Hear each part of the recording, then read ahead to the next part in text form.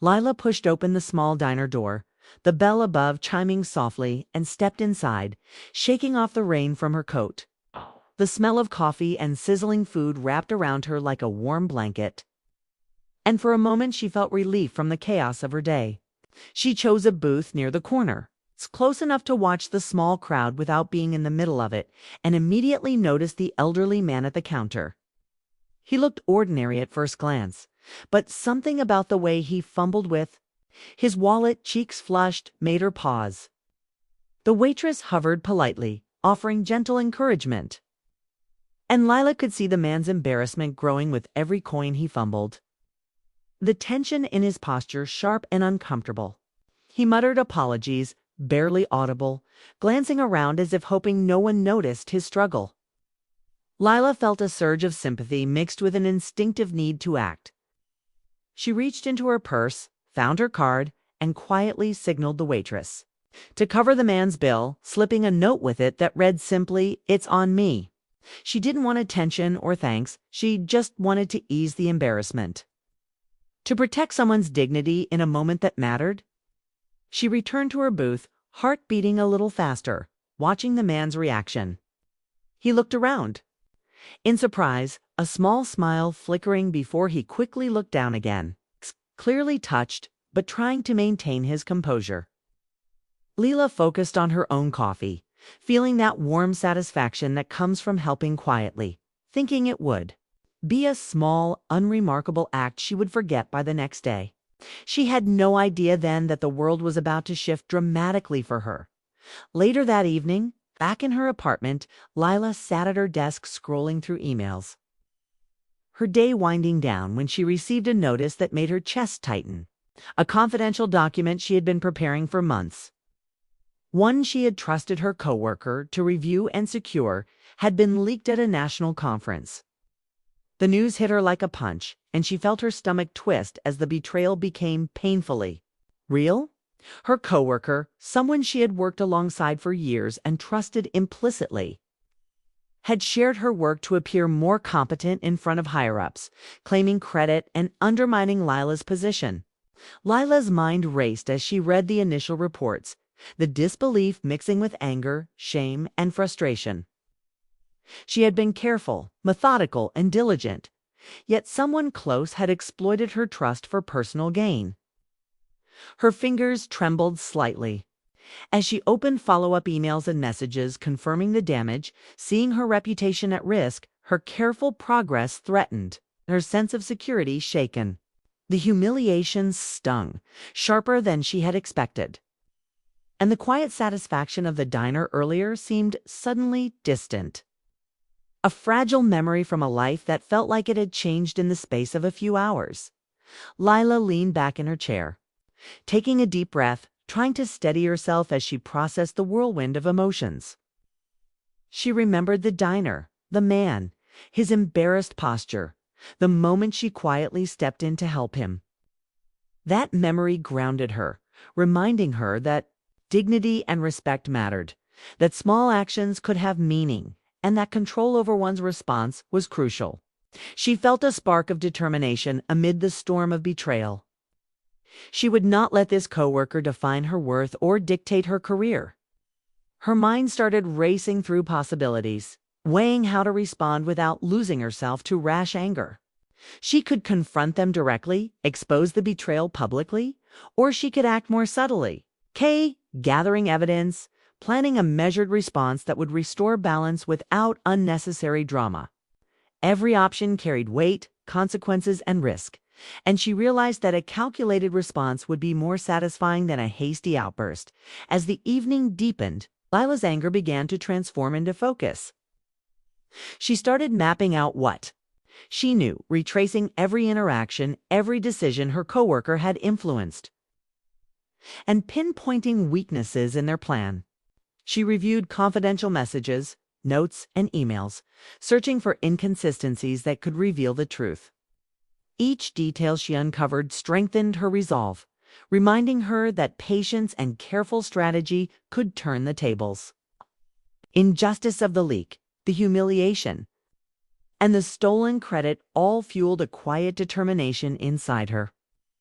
a growing sense that she could reclaim her position and dignity with intellect rather than emotion. For the first time since the betrayal, she felt empowered, knowing that the path forward required thoughtfulness, courage, and patience. In that moment, she resolved that the coworker's attempt to undermine her would not succeed, and she would find a way to restore justice without losing her own moral compass.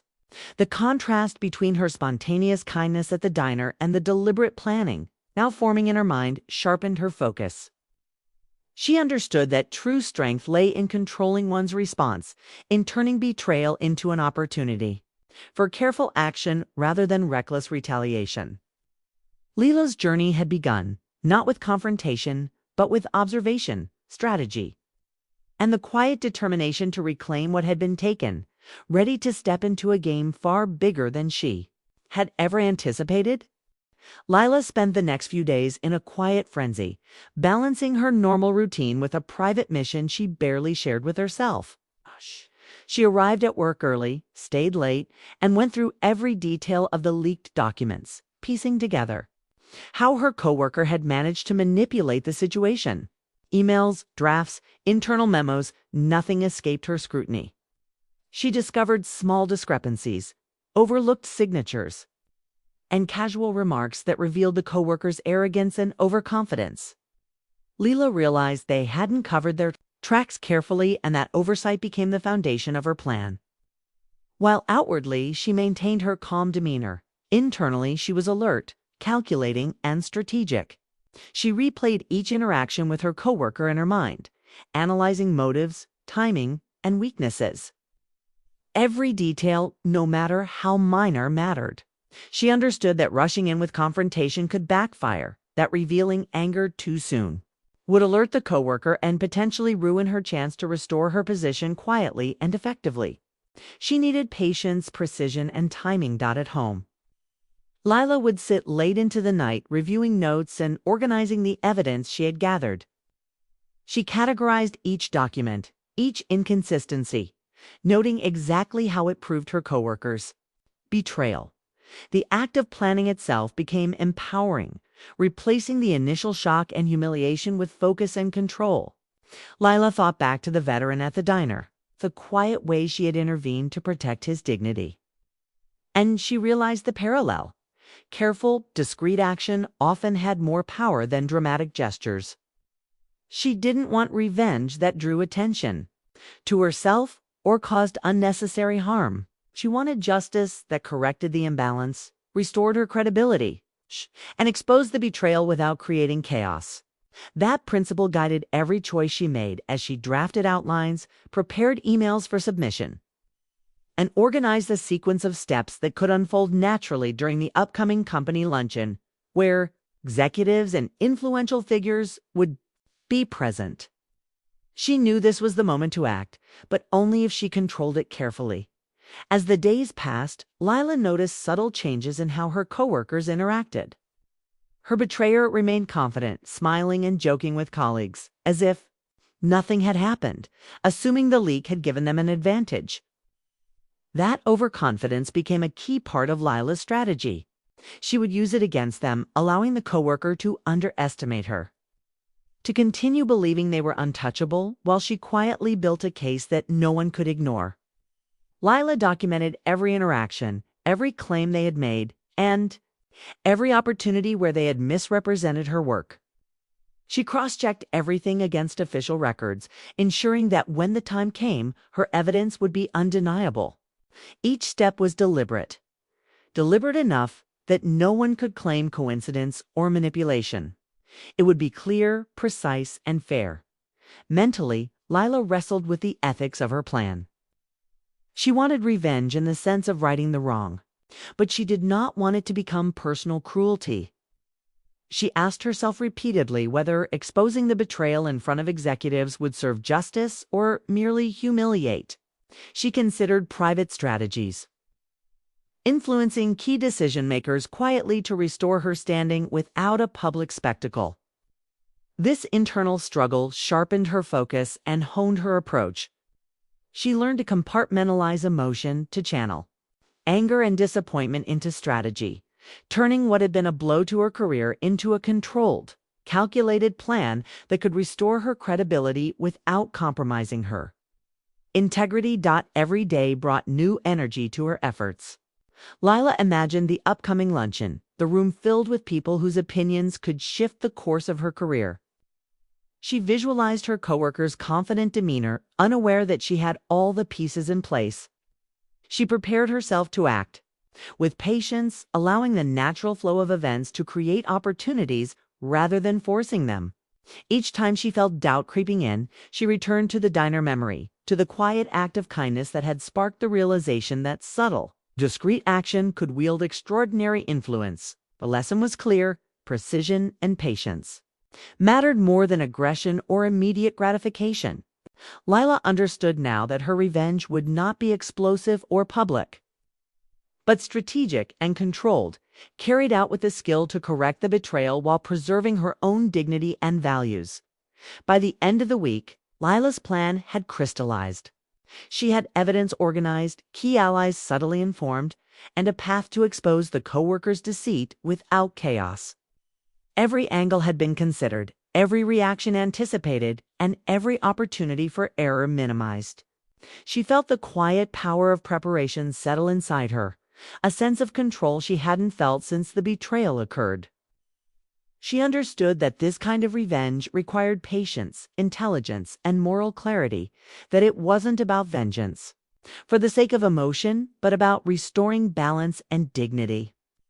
In that careful preparation, she discovered her strength not in anger, but in discipline, strategy, and the ability to act decisively at exactly the right moment, knowing that the outcome would speak louder than any impulsive confrontation ever could. The day of the company luncheon arrived, and Lila moved through the office with calm determination, carrying herself with quiet confidence that contrasted sharply with the tension building inside.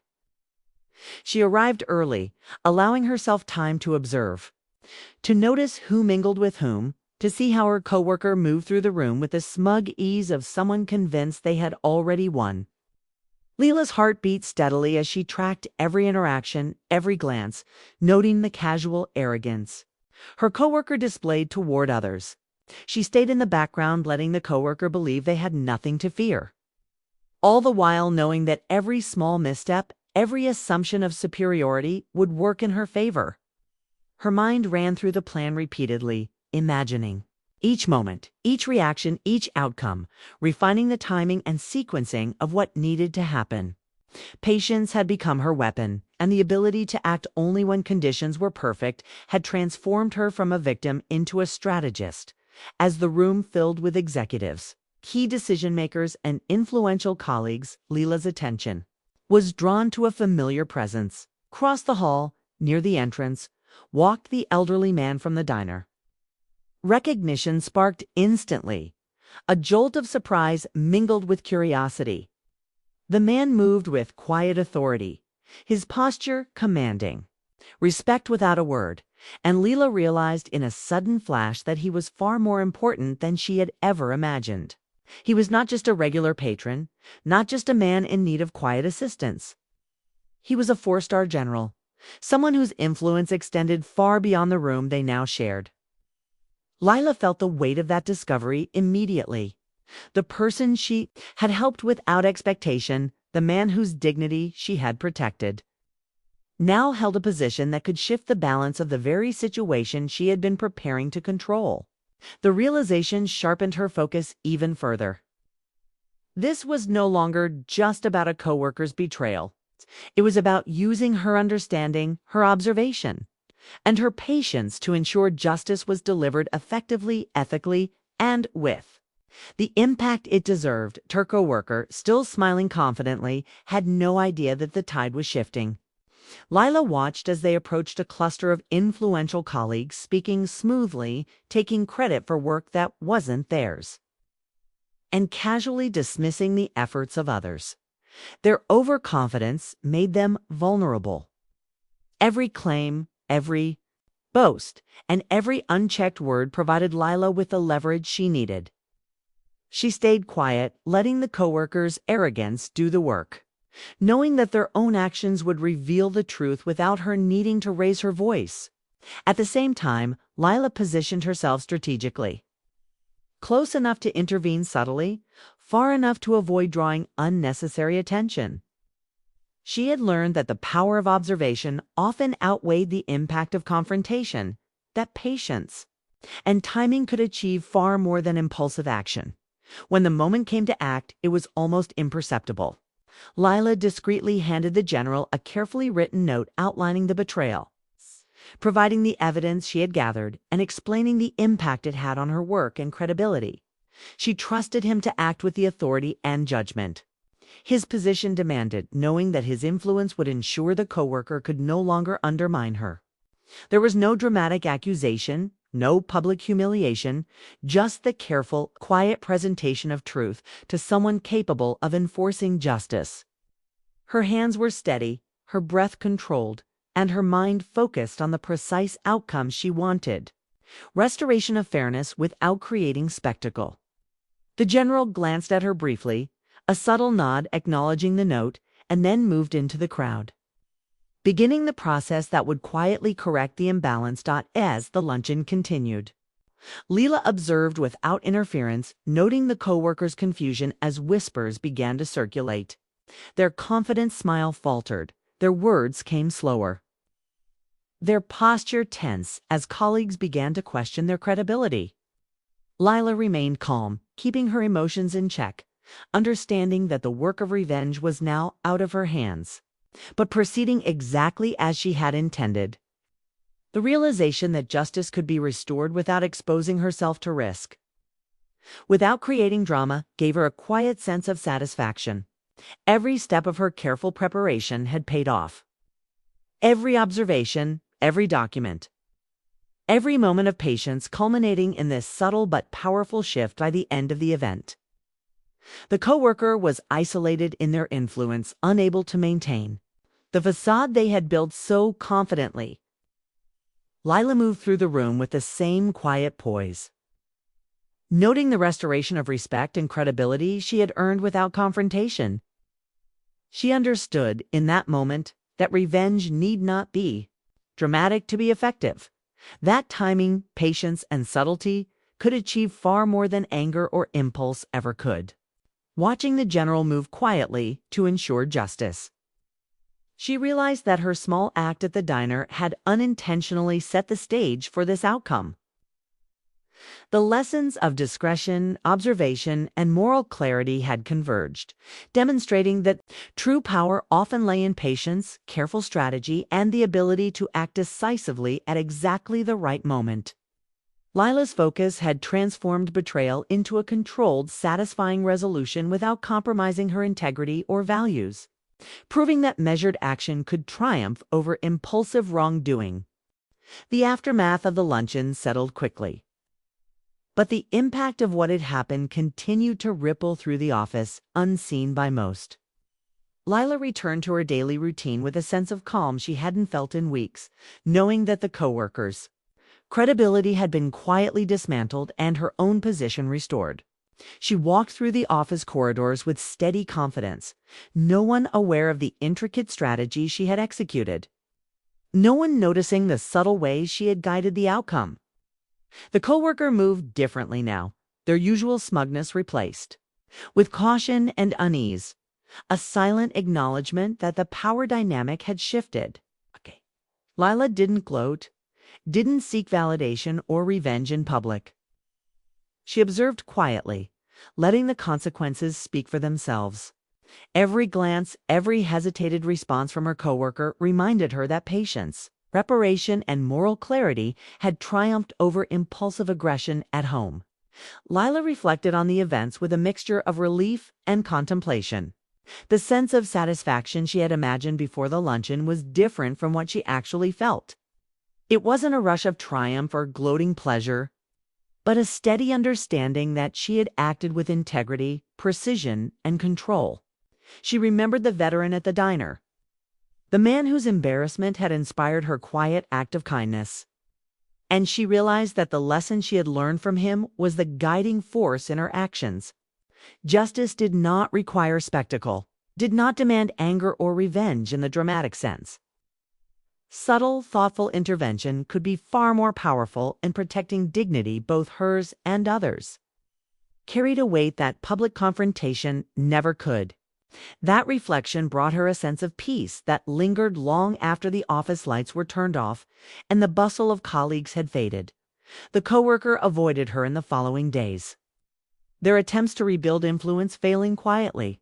Lila's careful documentation and strategic presentation of facts had ensured that no further manipulation could occur, and her professional reputation strengthened as a result. Executives and peers approached her with renewed respect. Unaware of the full extent of the orchestration she had quietly executed, each interaction reinforced her understanding that control, patience, and intelligence could achieve more than impulsive retaliation or emotional confrontation. She took satisfaction in knowing that the workplace environment had shifted toward fairness and accountability. Not because she had publicly shamed someone, but because she had acted decisively, strategically, and ethically. Lila's mind occasionally returned to the diner and the veteran. Imagining the quiet dignity with which he had carried himself despite the small embarrassment she had witnessed, she realized that influence often lay hidden, that power did not always announce itself, and that those who acted with authority quietly could achieve lasting change.